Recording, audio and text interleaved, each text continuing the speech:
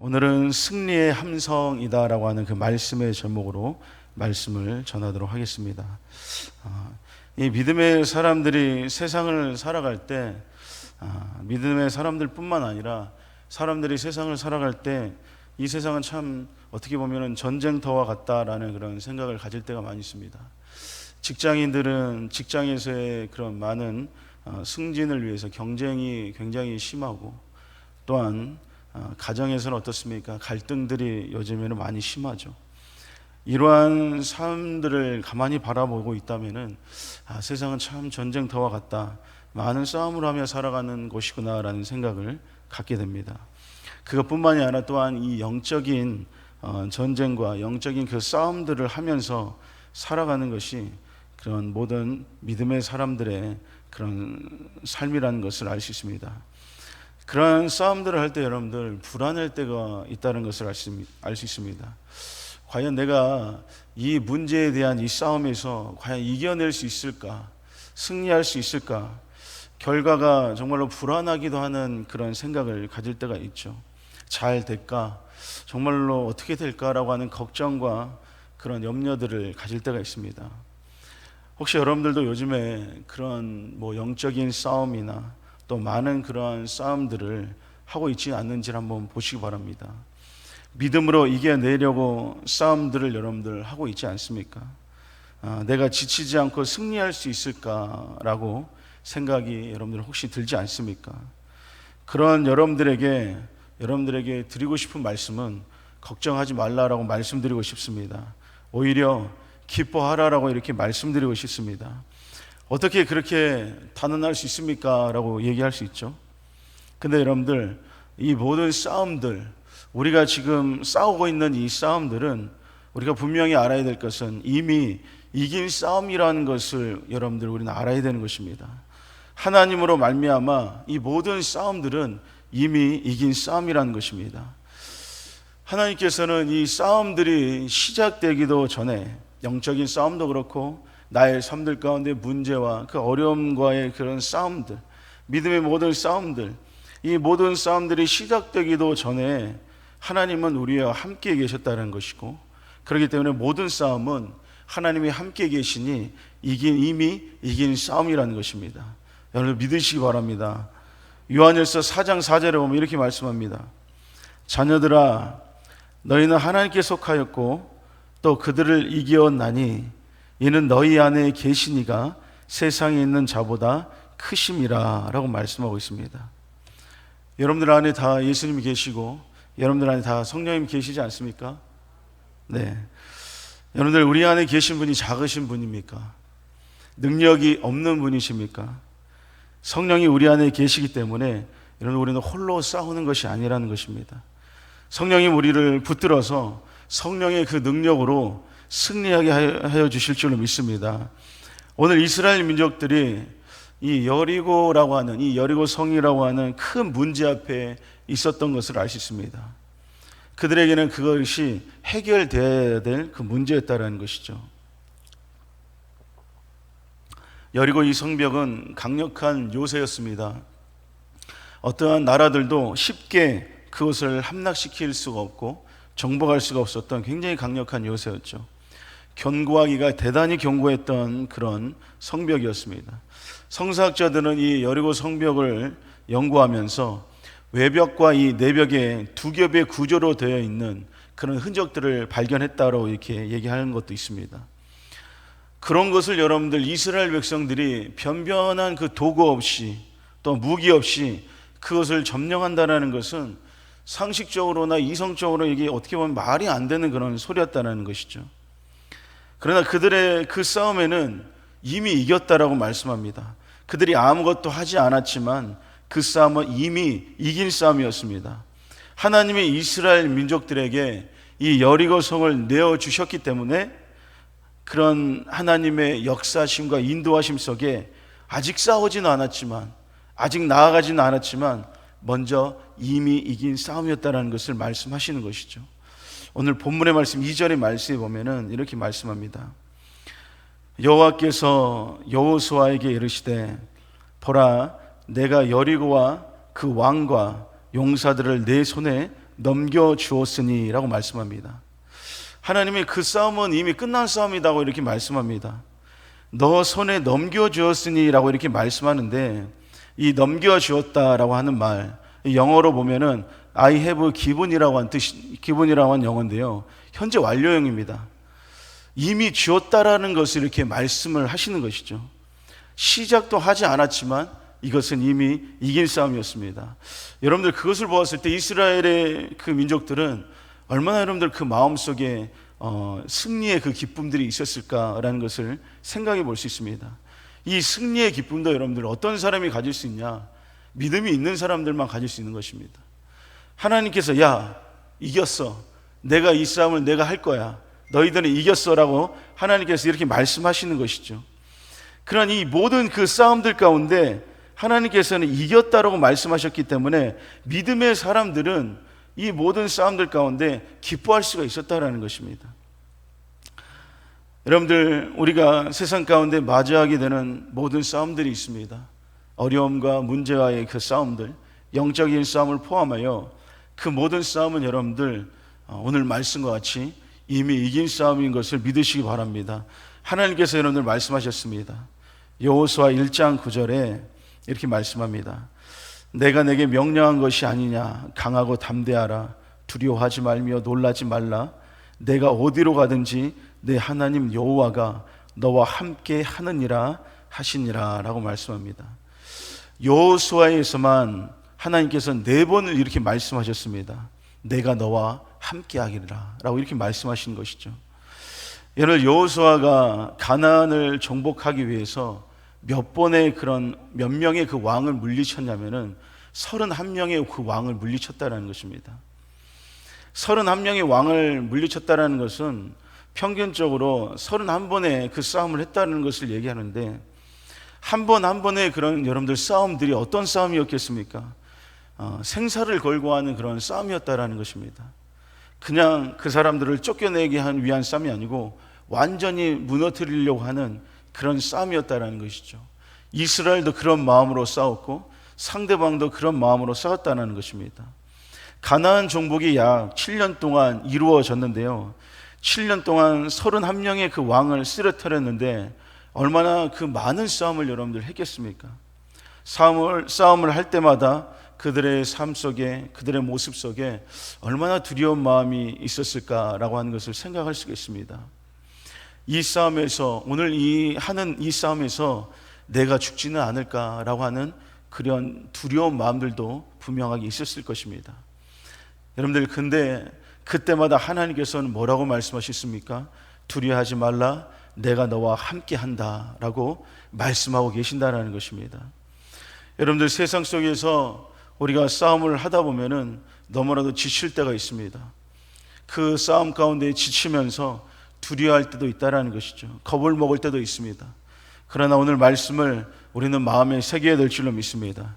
두려워하지 말며 놀라지 말라.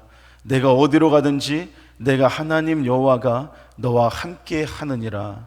이 말씀이 여러분들 우리 안에 항상 새겨져 있고 우리 안에 간직되어 있다면은 우리는 어떠한 싸움을 하든 간에 하나님이 함께 하시니 나는 더 이상 두려워하지 않는다라고 하는 그 마음을 가지고 담대하게 모든 싸움들을 이기며 승리하며 나아갈 수 있을 줄로 믿습니다.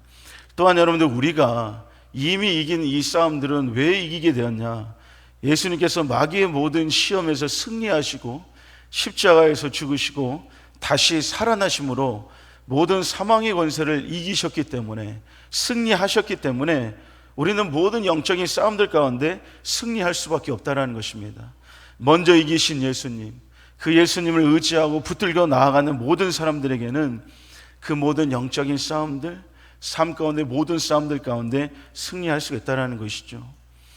하나님의 자녀인 우리 모두는 모든 싸움 가운데 예수님을 통하여 승리한다는 것입니다.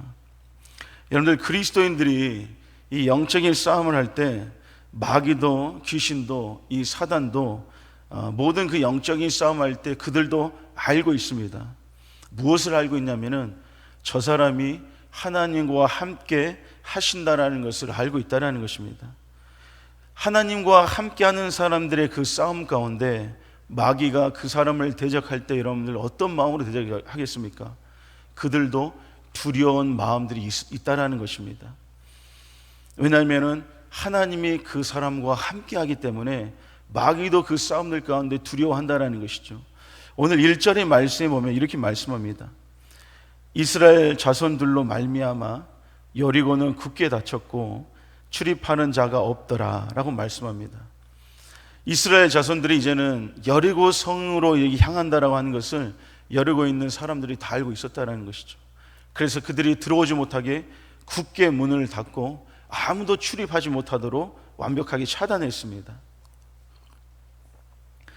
이스라엘 민족들이 쳐들어오지 못하도록 경계를 단단히 하고 있었다는 것을 얘기하는데, 왜냐하면 이 여리고에 있는 이 사람들도 이스라엘 민족을 보면서 두려워했다라는 것을 알 수 있습니다. 이 이야기는 이스라엘 정탐꾼이 라합이라는 기생의 집에서 숨어 있었을 때 라합에게서 들은 그 이야기에서 우리는 알 수가 있습니다. 여호수아 2장 8절에서 9절에 보면은 이렇게 말씀합니다. 또 그들이 눕기 전에 라합이 지붕 위에 올라가서 그들에게 이르러 말하되 여호와께서 이 땅을 너에게 주신 줄을 내가 아노라. 우리가 너희를 심히 두려워하고 이 땅 주민들이 다 너희 앞에서 간담이 농나니라고 이렇게 말씀하고 있습니다. 이미 이긴 싸움 가운데 우리를 위협하고 대적하는 모든 것들을 이미 알고 있다는 것이죠. 라합이라고 하는 이 기생이 이스라엘 민족들이 어떠한 민족인지 알았다는 것입니다. 하나님께서 이들을 어떻게 이끌어 나가시는 것을 알았다는 것이죠. 홍해라고 하는 그 바다를 건널 수 있도록 그 바다를 갈라주시고 열어주셨다라고 하는 그런 이야기들을 이런 여리고에 있는 이 가나안 땅에 있는 이 사람들이 알았다라고 하는 것입니다. 그렇기 때문에 여러분들, 이스라엘이 이 민족들을, 이 가나안, 이 여리고에 있는 이 사람들은 두려워하고 있었다라고 하는 것이죠. 마귀 사단도 여러분들, 하나님이 함께하는 사람과의 그 싸움은 이길 수 없다라는 것을 마귀도 분명하게 알고 있습니다. 그러나 여러분들, 마귀 사단은 어떠한 놈들입니까? 그들은 모든 것들을 거짓으로 얘기하는 것들이고 속이는 자들이라는 것이죠. 그렇기 때문에 그들은 굉장하게 두렵습니다. 하나님이 함께 하신 그 사람이 자기들을 싸움을 가운데 나아갔을 때 이 마귀 사단은 굉장히 두려운 것이죠. 그러나 그들은 그 두려움을 속이고 대적한다는 것입니다. 자기 스스로는 두렵지만 그것을 두려움을 표현하지 않는다는 것이죠. 속인다는 것입니다. 여러분, 자신 앞에 있는 모든 싸움을 일으키시고 만드는 그런 사단, 마귀, 귀신은 두려워 떨고 있다는 것을 우리는 알아야 됩니다. 하나님을 우리가 의지하면서 그 싸움 가운데 여러분들 전진하시기 바랍니다. 그 싸움에 반드시 이길 줄로 믿습니다. 야고보서 4장 7절의 말씀에 보면 이렇게 말씀합니다. 그런즉 너희는 하나님께 복종할지어다. 마귀를 대적하라. 그리하면 너희를 피하리라 라고 말씀합니다.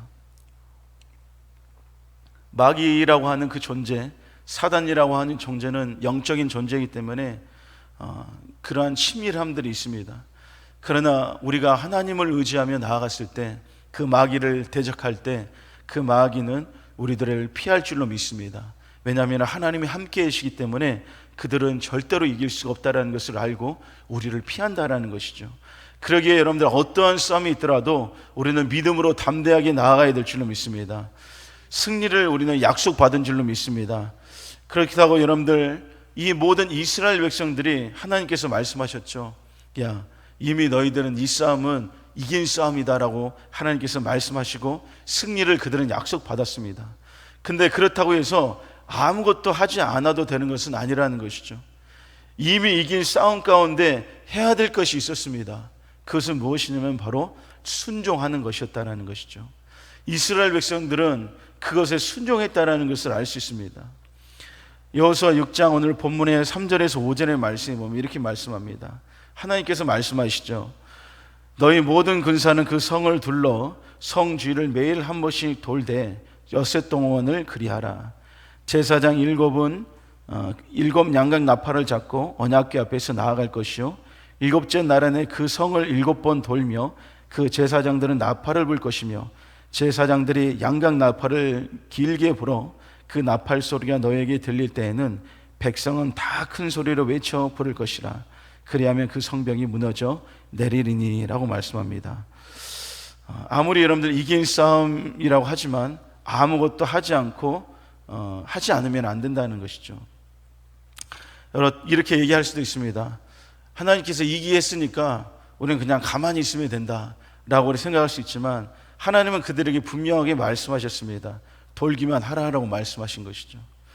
근데 과연 돌기만 하면은 무너질까라고 사람들이 생각할 수 있습니다.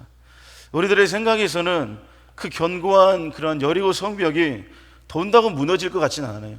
소리를 지른다고 무너질 것 같지는 않다는 것입니다. 그렇게 생각할 수가 있다는 것이죠.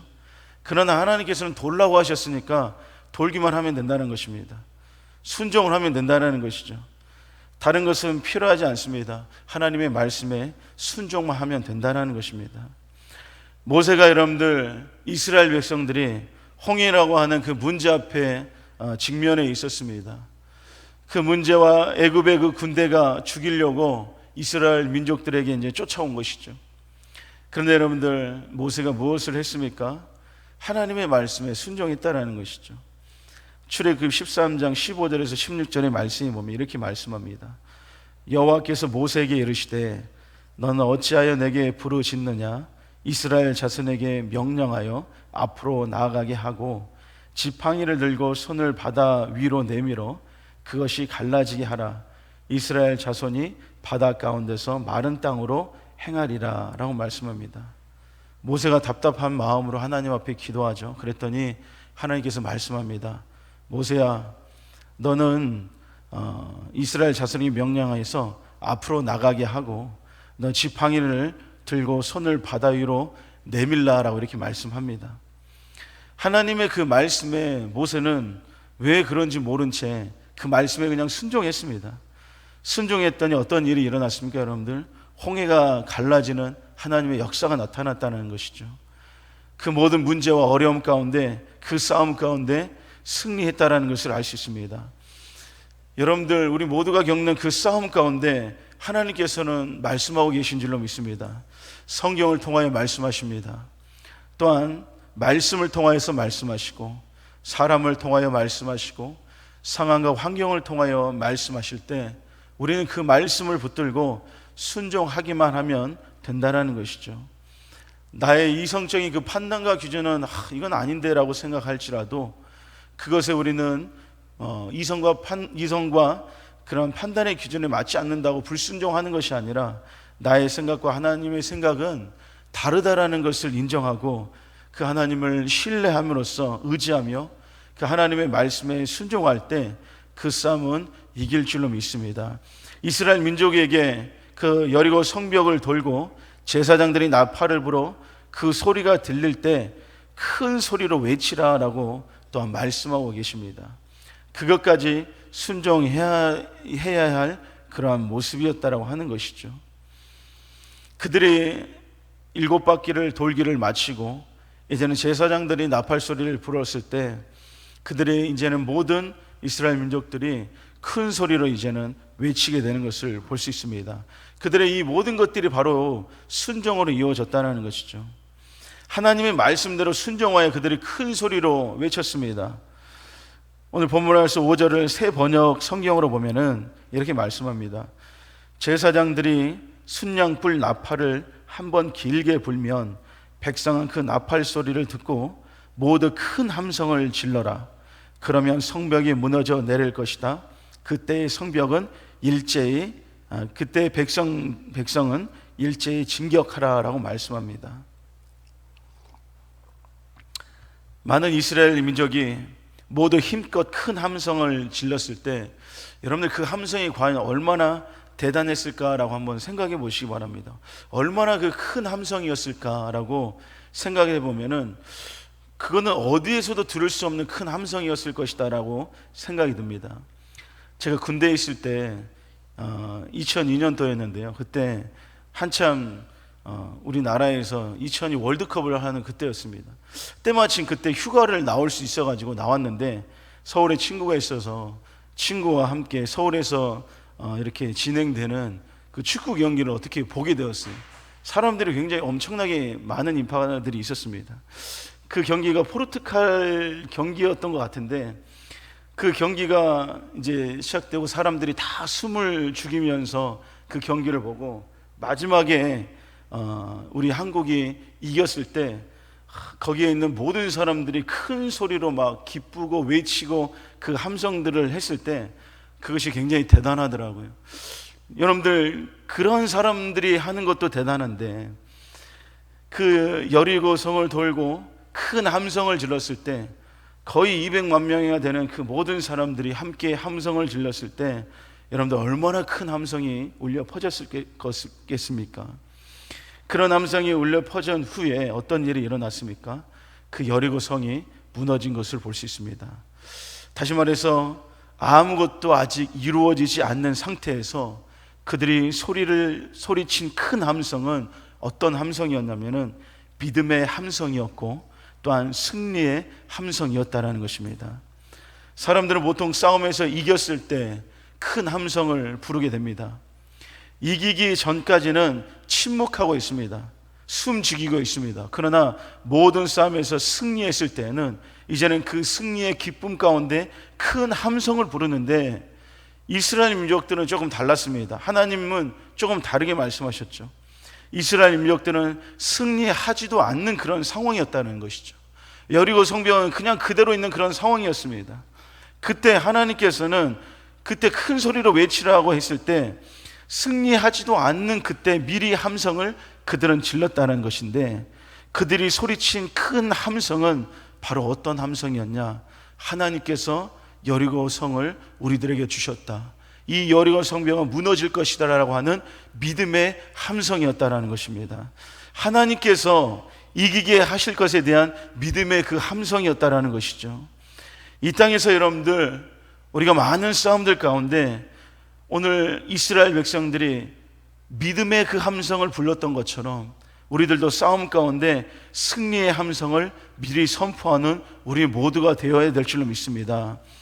이 싸움에서 하나님께서는 나를 이기게 하실 것이야, 나는 우리 하나님을 큰 소리로 나는 찬양하고 주님이 나의 찬양을 받아주시옵소서라고 하는 그 믿음의 승리의 찬성과 그 함성을 우리가 하나님 앞에 올려드려야 될 줄로 믿습니다. 여러분들, 그 찬양과 그 함성이 울려 퍼질 때 하나님께서는 그 모습을 바라보시고 얼마나 기뻐하시겠습니까? 삶의 어려움 속에서 승리의 그 함성이 울려 퍼져야 한다는 것입니다. 직장에서 여러분들 어려움이 있습니다. 가정에서의 그 어려움들도 있습니다. 건강의 문제들도 있습니다. 우리들의 삶에 견고한 이 여리고 성과 같이 아직 무너지지 않는 것이 있다라는 것입니다.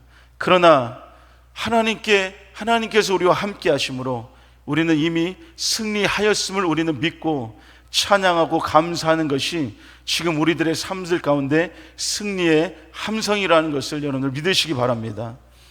여러분들이 힘들 때, 괴로울 때, 문제 앞에서 승리의 찬양을 올리시기 바랍니다. 그 승리의 찬양은 하나님께서 들으시고 믿음의 그 승리의 찬양을 통하여 반드시 승리할 수 있도록 인도하여 주실 줄로 믿습니다. 제가 예전에 너무나도 힘들어가지고 정말로 웃을 힘도 없을 때가 있었습니다. 근데 그때 어떤 말씀이 생각났냐면은, 예전에 조용기 목사님이 그런 설교를 하신 것을 들었는데, 그냥 힘들어도 한번 웃어보라고 하는 거예요. 그 거울 앞에서 웃어보라는 거예요. 죄송합니다. 미친놈처럼 한번 웃어보라고 하는 겁니다. 그래서 너무나도 힘들었는데 그냥 웃었습니다. 웃었는데 진짜 웃음이 나고요, 재미가 생기고요, 기쁨이 생겼습니다. 여러분들, 그것은 무엇을 얘기하냐면은 그 말씀을 믿고 의지하고 믿고 정말로 그렇게 해봤더니 그러한 승리가 있었다고 한 것처럼 우리들도 여러분들 마찬가지입니다. 문제가 우리들 앞에 있을 때 웃을 수 없습니다. 기쁨이 있을 수 없습니다.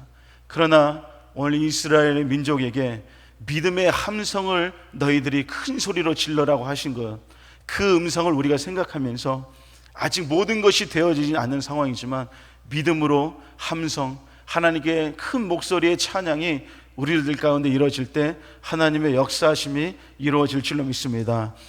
여러분, 다윗은 사울 왕에게 쫓기고 생명의 위협을 받을 때에도 그는 놓치지 않는 것이 무엇이었냐면은 하나님께 기도하며 하나님을 찬양하며 그 찬양을 올려드린 것을 절대로 잊지 않았다라는 것이죠. 다윗은 블레셋 왕 아비멜렉 그 왕 앞에서 미친 채 하면서 자기 자신을 보호했습니다.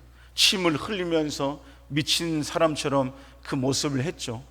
그러면서 그곳에서 이제는 쫓겨나는 것입니다. 야, 다윗이 드디어 미쳤구나. 야, 쟤는 뭐 아무것도 안 되겠다. 그냥 쫓아내라. 그러면서 다윗을 쫓아냅니다.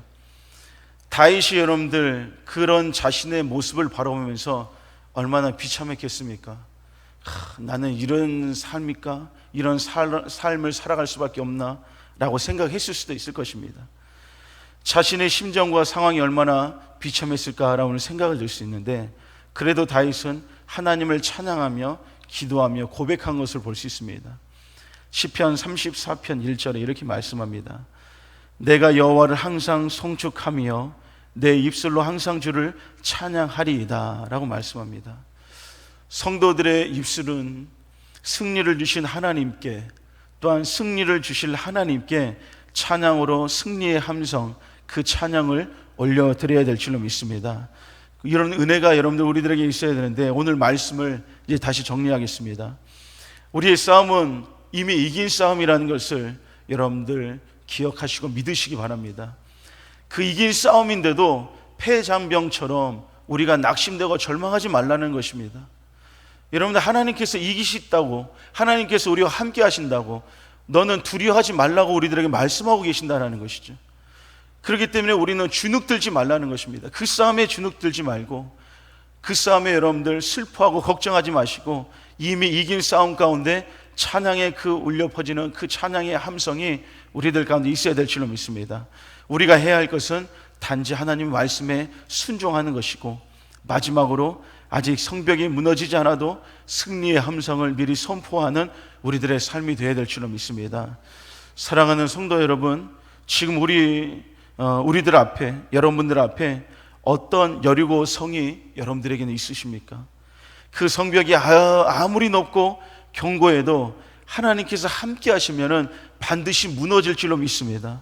오늘 이 예배 자리에서 믿음으로 우리가 순종하고 주님께 승리의 찬양을 올려드리시기 바랍니다. 그때 하나님께서 여러분들의 가지고 있는, 여러분들 앞에 있는 여리고 성을 무너뜨리시고 승리를 우리들에게 주실 줄로 믿습니다. 이 은혜가 저와 여러분들에게 함께 하시기를 주님의 이름으로 축원합니다.